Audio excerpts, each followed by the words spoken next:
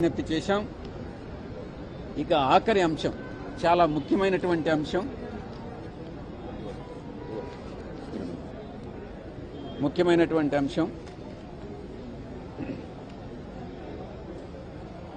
నారా చంద్రబాబు నాయుడు, నారా లోకేష్, మిగతా Telugu Desam party leaders వీళ్ళందరూ కూడా వైఎస్ఆర్ కాంగ్రెస్ పార్టీ పైన, గౌరవ ముఖ్యమంత్రి శ్రీ జగన్మోహన్ రెడ్డి గారి పైన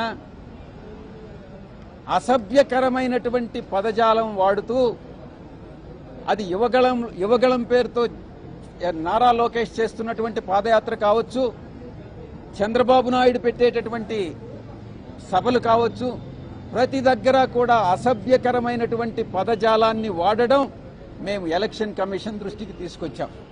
వీరి మీద ఇండియన్ పీనల్ కోడ్ కింద, క్రిమినల్ ప్రొసీజర్ కోడ్ కింద, Indian penal code, criminal procedure code కింద వీరి మీద క్రిమినల్ యాక్షన్ తీసుకోవాలి అన్నటువంటి విషయాన్ని ఎలక్షన్ కమిషన్ దృష్టికి తీసుకురావడం జరిగింది.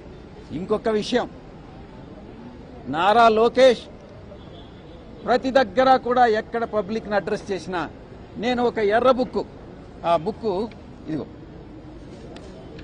ఎర్ర బుక్, నేను ఈ రెడ్ బుక్ ఉంది, ఈ రెడ్ బుక్లో ఎవరైతే అధికారులు వైఎస్ఆర్ కాంగ్రెస్ పార్టీకి పనిచేస్తారో, నిజానికి వైఎస్ఆర్ ఏ పొలిటికల్ పార్టీకి అధికారులు పనిచేయరు.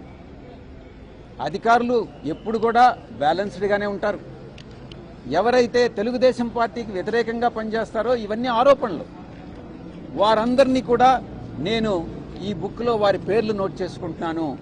మేము అధికారంలోకి వస్తే, తెలుగుదేశం పార్టీ మేము అధికారంలోకి వస్తే ఈ ఆఫీసర్స్ అందరి మీద యాక్షన్ తీసుకుంటాం, వాళ్ళని సర్వీస్ నుంచి డిస్మిస్ చేస్తాం, వాళ్ళని జైల్లో పెడతాం అన్నటువంటి థ్రెట్స్ అన్ని ఇస్తా ఉన్నాడు, భయభ్రాంతులకు గురి చేస్తా ఉన్నాడు.